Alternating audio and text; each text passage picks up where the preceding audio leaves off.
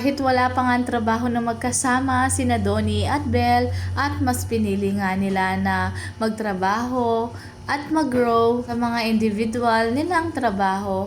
Pero kitang-kita naman na nagkakaroon pa rin sila ng time na magkasama. Kwento nga ni Belle Mariano na si Belle ang unang sinabihan ni Donnie na siya ay isa sa mga judges. At wala naman naging problema sa dalawa dahil wika nga ni Donnie noon ay talagang lahat ng ginagawa nilang trabaho ay napag-uusapan nila ni Belle bago nila tanggapin.